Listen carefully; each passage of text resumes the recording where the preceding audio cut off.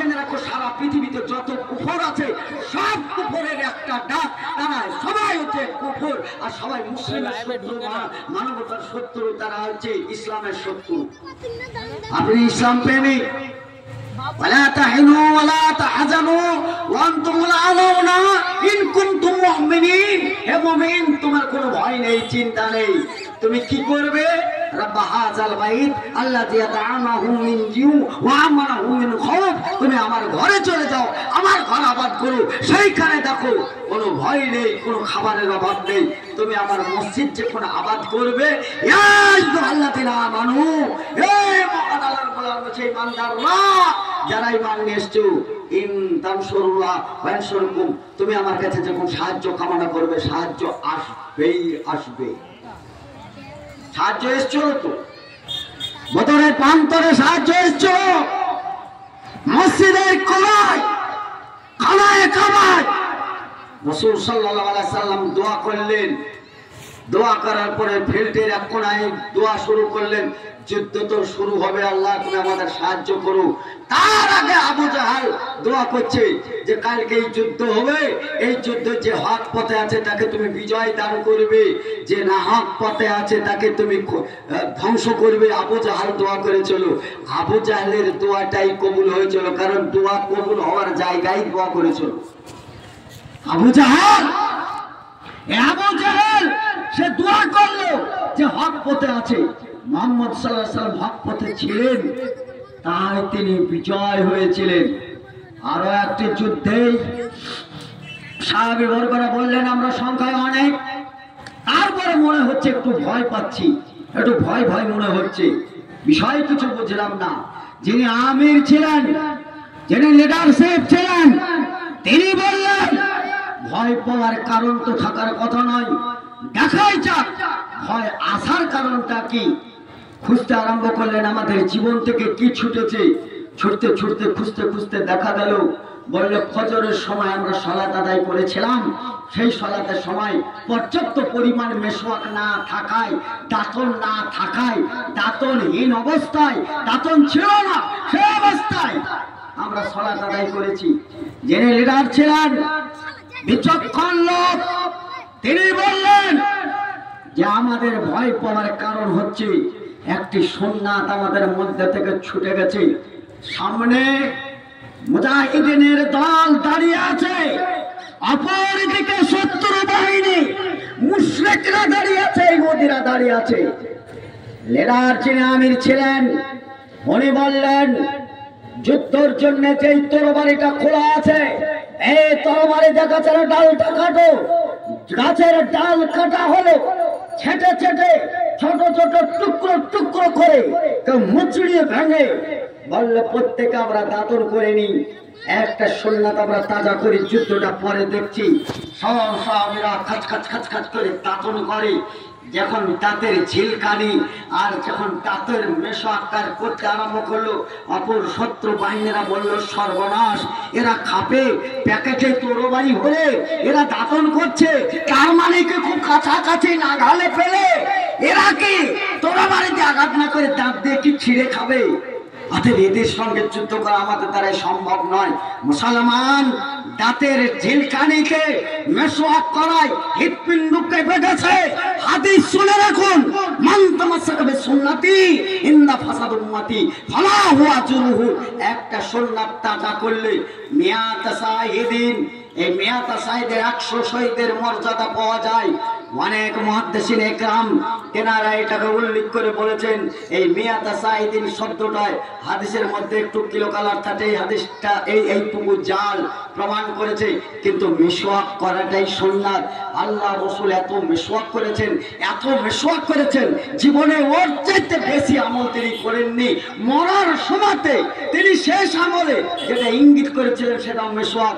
আয়েশা রাদিয়াল্লাহু তাআলা আনহা বলেন, আমি খেজুরের ডালকে ভেঙে চিবিয়ে আমি আমার দাঁতের পাওয়ার ছিল, আমি অল্প বয়সে ছিলাম, দাঁত দিয়ে চিবিয়ে ওইটাকে নরম করে শেষ সময় আল্লাহ রসুলের হাতে ধরে দিলাম। আল্লাহ রসুল নমুনা হিসাবে পৃথিবীতে যেটা শেষ আমল হিসাবে রেখে দিয়ে গেছিলেন সেইটা হচ্ছে দাঁতন। দাঁতন করার উপরে এত আল্লাহ রসুল গুরুত্ব দিয়েছিলেন। দাঁতন করলে ইমান তাজা হয়। সেটা আপনারা ইফতারির সময় দাঁতন করেছেন, মনের দিক দিয়ে কত প্রশান্তি পেয়েছিলেন, কত আরাম পেয়েছিলেন, কত শান্তি পেয়েছিলেন। অতএব দাঁতন করাটা মুসলমানের ইমানের জাজবা তৈরি করে। কিন্তু মুসলিম ভাই, রাসূল সাল্লাল্লাহু আলাইহি সাল্লাম বলেছেন একটা কলম বরাবর দাঁতন সব সময়ের জন্য রাখবে, গুজে রাখলে কানের উপর গুজে রাখবে, তা কান আর মুখ কাছাকাছি হাতের নাগালে দাঁতন রাখবে। দাঁতন করে নামাজ যদি পড়া যায়, বিনা দাঁতনে পড়লে তার যাতে 27 গুণ সওয়াব ওই দাঁতন করনেওয়ালা পায়। আপনি মাশাআল্লাহ দাঁতনটা বুঝতে পারেননি রাসূলের সুন্নাত, কিন্তু ফেরাউনের সুন্নাতটা আপনি বুঝতে পেরেছেন। কানে আপনি ঠিকই রাখেন, তবে দাঁতন নয়, কানে রাখেন, সেটা হচ্ছে বিড়ি রাখেন না। আবু বকর সিদ্দিক রাদিয়াল্লাহু তাআলা আনহু ইনি একজন সাহাবী ছিলেন, খুব রাসূলের কাছে নিকটের সাহাবী। তিনি বললেন লা তাদখুলুল জান্নাহ গুজিয়া বিল হারাম, ততক্ষণ পর্যন্ত ব্যক্তি যাবে না জান্নাতে যার মধ্যে সামান্য পরিমাণ হারাম রয়েছে। একটা বিড়ি খেলে পরে ওই বিড়ির ধুমো ভিতরে গেল মানে কি, লাহুম তাআমুন ইল্লা মিন জারিম লা ইসমিন ওয়ালা ইগুনি মিন জু। ওই ধরনের খাদ্য খাবার, যে খাদ্য খাবারগুলো আল্লাহ রাব্বুল আলামিন মানুষকে বলেছেন যে খাবারকে শরীরে বল হয় না, শক্তি হয় না, রক্ত হয় না, তাজা হয় না, বীর্য হয় না, এই খাবারগুলো হচ্ছে জাহান্নামীদের খাবার। আপনাদের বলার উদ্দেশ্য, বলেন বিড়ি খেলে শরীরে রক্ত হয়, বিড়ি খেলে শরীর তাজা হয়, বিড়ি খেলে শরীরে বল হয়, বিড়ি খেলে শরীরে ক্ষমতা বাড়ে, বিড়ি খেলে শরীরে রক্ত হয়। এই খাবারগুলো হচ্ছে জাহান্নামীদের খাবার। বক্তব্য এখন শুনলেন, চায়ের দোকানে কেউ না কেউ ইমানদার হবে, সে বলবে সালাফি এসে বললো বিড়ি খাওয়া এতটা হারাম, বিড়ি খেলে জাহান্নামে যেতে হবে, আর বিড়ি জাহান্নামীদের খাবার। সে কত গর্বিত ভাবে বলবে এ মনেও জাহান্নামে যেতে হবে, ও মনেও যেতে হবে, একটা বিড়ি খেয়েই দিই, আগে থেকে অভ্যাস করি। আপনার দ্বারা এই মসজিদ রক্ষা হবে, কারণ আপনি মসজিদ প্রেমিক না, আপনি মাদ্রাসা প্রেমিক না, আপনি মসজিদ ভালোবাসেন না, আপনি মাদ্রাসা ভালোবাসেন না, আপনি কবরস্থান ভালোবাসেন না, আপনি মুসলিমদের ওয়াকফ সম্পত্তির উপর আপনার কোনো ধারণা নেই, যার জন্যে আপনি কাল কিয়ামতের মাঠে কি জবাব দেবেন? বলেন, আপনি কিয়ামতের মাঠে কি জবাব দেবেন? আপনাকে তো একটা প্রতিনিধি তৈরি করা হয়েছে, আপনাকে তো একটা দায়িত্বশীল বানানো হয়েছে। আপনার সঙ্গে কতজন এসেছিল আপনার জানা আছে? ফালানজুরিল ইনসানু মিম্মা খুলিকা মিন মাইন দাফিক ইয়াখরুজু মিন বাইনিস সুলবি ওয়াত তারাইব। এর মধ্যে থেকে বাছাই শুরু হলো। বাছাই করতে করতে করতে করতে যখন 3 মাসের আগে পর্যন্ত তারা দাঁড়িয়ে গেল প্রায় 3 কোটি, আর একটু বাছাই হতে হতে হতে 90 দিনের মাথাতে অধিকাংশই একটা শুক্রকে আর চমক হলে 2টো নির্বাচন করেছেন আল্লাহ রাব্বুল আলামিন। এই 2টো বা একটা, এই সমস্ত আপনারা আমরা একসঙ্গে ছিলাম আল্লাহর আঁচলে। বাবু, 40 কোটি শুক্র কীটকে ওভার মেরে তুমি এসছো, তুমি যেখানে যাবে সেই জমিনটা হচ্ছে আমার জমিন। আমার জমিন কি তোমরা আবাদ করবে? আমাকে কি ডাকবে? আমার কি হালাল তালিকায় তোমরা জ্ঞান গরিমা খাটাবে? আলাস্তু বিরাব্বিকুম, আমি কি তোমাদের সেই দিনের অভিভাবক হব না, প্রভু হব না, রব হব না, মালিক হব না, আল্লাহ হব না? আপনারা সবাই একসঙ্গে বলেছিলেন ক্বালু বালা, শহীদ না, অবশ্যই মহামান্য রব আপনি। এতে কোন সন্দেহে আমরা স্বীকৃতি দিচ্ছি। বালা মান আসলামা ওয়াজহাহু লিল্লাহি ওয়া মুহসিনুন ফালা হুয়া আজরুহু ইনদা রাব্বিহি ফালা খাউফুন আলাইহিম ওয়া লাহুম হাযানুন। বাধা বিপত্তি আসবে, এইখানে চীনের প্রাচীরের মতন দাঁড়িয়ে থেকে তাদের মোকাবেলা করতে হবে, এই দিনকে প্রতিষ্ঠিত করতে হবে। পারবে? বলেছিল অবশ্যই। তারপরে আল্লাহ বললেন তোমার কোনো ভয় নেই, তোমার কোনো চিন্তা নেই, আমি তোমার রব হিসাবে সেখানেও উপস্থিত থাকবো। তাহলে রব আমার সব সময় থাকছে। এক শ্রেণীর মানুষ তারা কিন্তু এই দিন ভালোবাসে না, এই রাজ ভালোবাসে না, কোরআন ভালোবাসে না, মুসলিম সম্প্রদায়কে ভালোবাসে না। তারা প্রতিনিয়ত তারা চক্রান্ত করবে, প্রতিনিয়ত তারা আবু জাহালের গোষ্ঠীর মতন নিধন করার চেষ্টা করবে।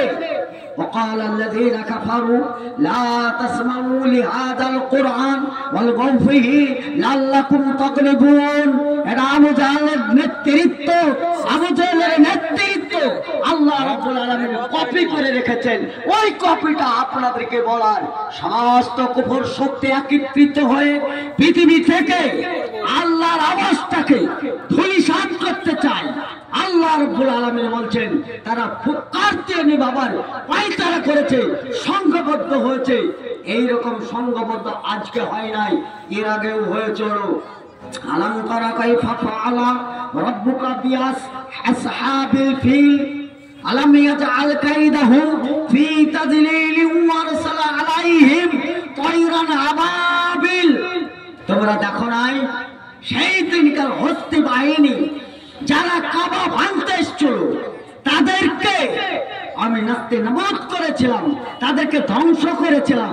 তারা হাতি নিয়ে এসেছিল, আমি আবাবিল পাখি দিয়ে তাদেরকে জব্দ করেছিলাম। আজকে সারা পৃথিবীতে আর একটি জাতি ও দেশ নিশ্চিন্ত হয়ে পৃথিবী থেকে উড়ে গেল, সেটা হচ্ছে গাজা, অর্থাৎ মুসলিম ফিলিস্তিন। ইসরায়েল শুধু 3% ইসরায়েল। ইহুদি যারা ছিলই না, তারা কোথায় কিভাবে ছিল জানা নেই। 1945-এ তারা সংঘবদ্ধ হয়ে একটি দেশকে স্বীকৃতি পেল, সেইটা হচ্ছে ইসরায়েল। আর তারা সংখ্যায় আজও কম, কিন্তু তাদের কলা কৌশল এত বৃহত্তর ছড়িয়ে পড়েছে সারা পৃথিবীতে। এই যে পানি যেটা পান করছেন, এই পানি, এই কিল্লে পানি যেটা, এটা পানি হচ্ছে আপনার ইসরায়েলের তৈরি করা প্রোডাক্ট। ইসরায়েলকে সাপোর্ট করা সরকার, বিজেপি শয়তান এই পানিটাকে সরবরাহ করে ইমানকে নষ্ট করছে। ইসরায়েলি প্রোডাক্ট আপনার যেটা হচ্ছে কোকোকোলা, পেপসি, এই কোকোকোলা ও পেপসি, এই পানি, এই তরল পদার্থ, এই পানিটাও হচ্ছে ইসরায়েলের তৈরি করা। ওই কোকোকোলার একদিক দিয়ে লেখা আছে, এই দিক দিয়ে লেখা আছে কোকোকোলা, উল্টো দিক দিয়ে পড়তে গেলে ওই কোকোকোলার লেখা আছে লা মক্কা লা মুহাম্মদ। এই পানি, এই কোকোকোলার মাধ্যম দিয়ে, এই পানির মাধ্যম দিয়ে, এই এনজিওর মাধ্যম দিয়ে, এই পয়সার মাধ্যম দিয়ে আমরা মক্কা ও মুহাম্মদের নাম নিশানা উড়িয়ে দিব, সেটা লেখা আছে।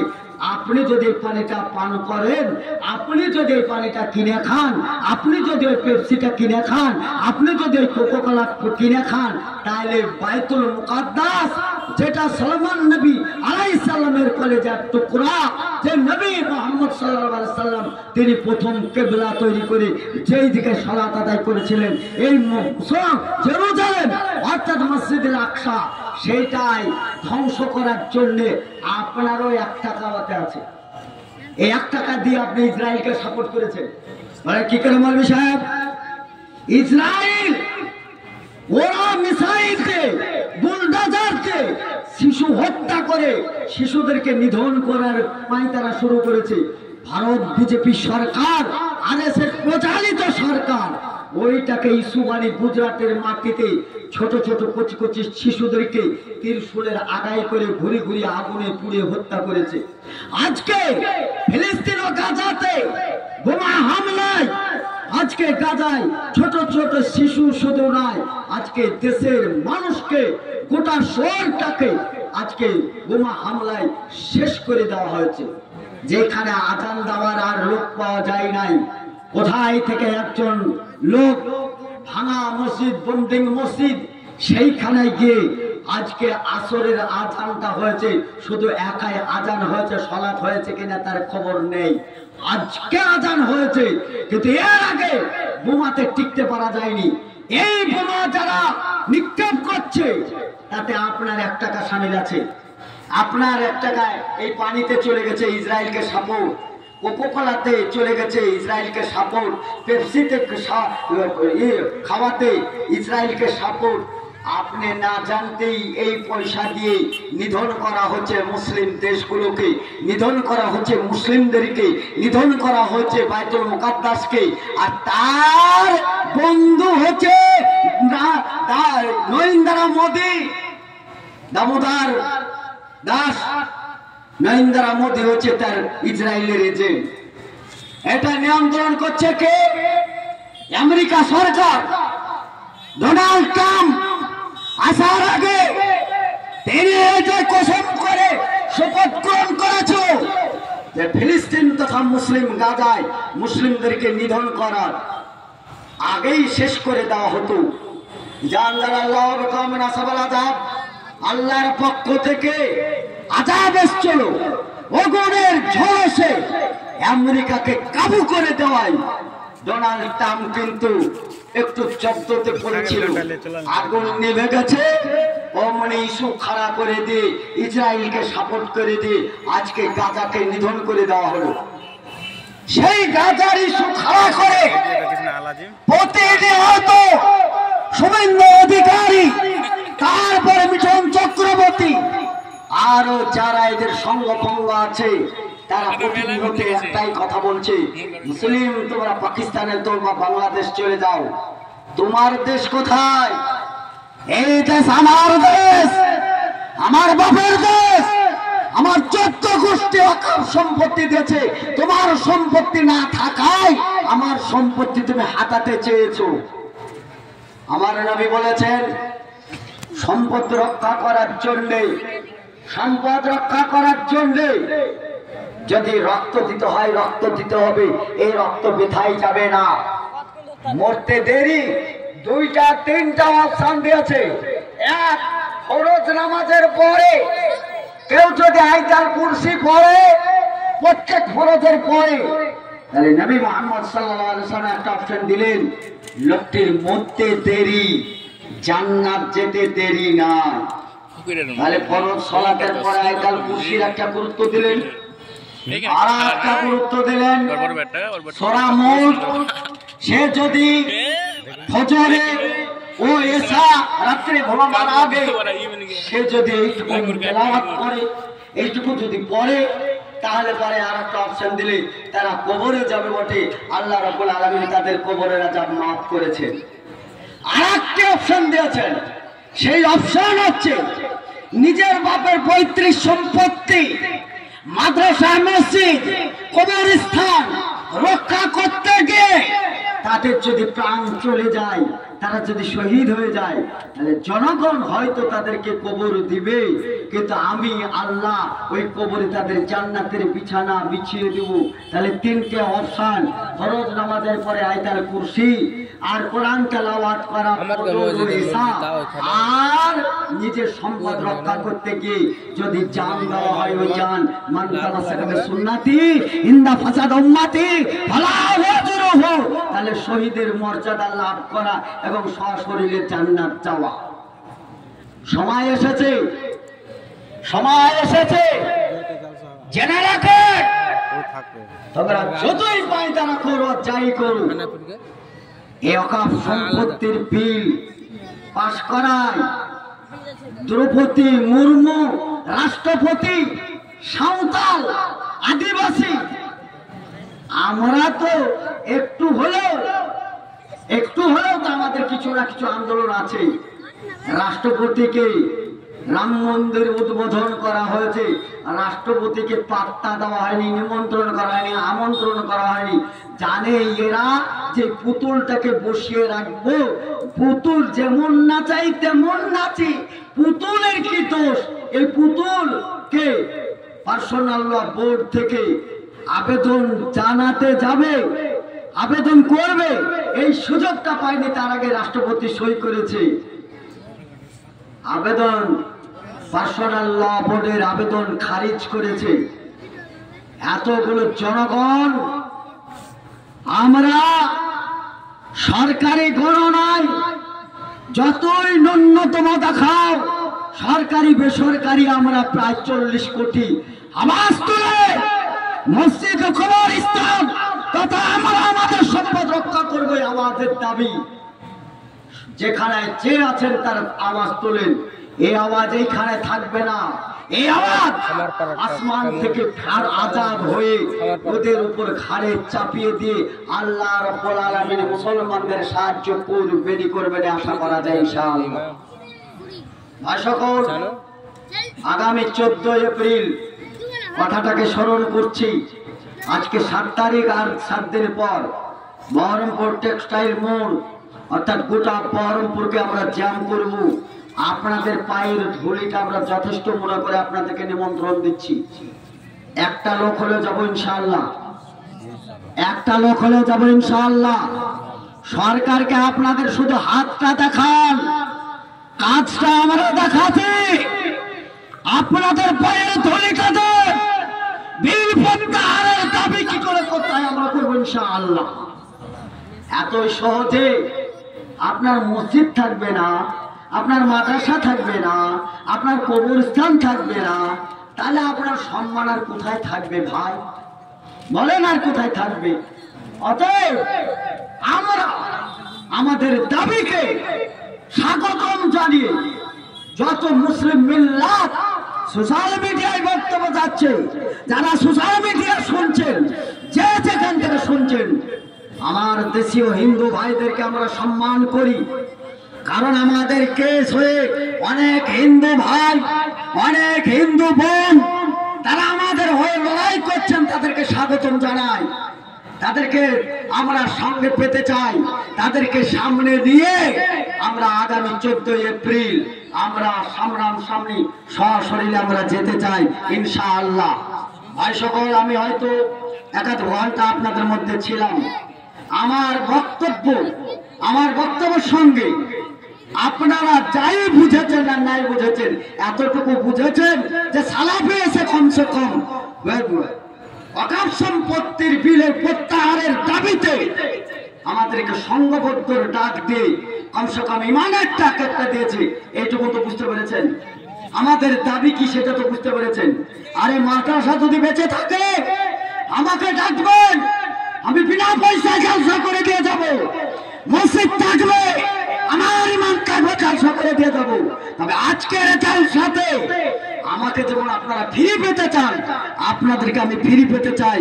এই বিল প্রত্যাহারের দাবিতে আমার সম্পদ রক্ষা করতে রক্ত যদি লাগে রক্ত দিয়ে হলেও রক্ষা করব, এমনিই ছেড়ে দেবো না।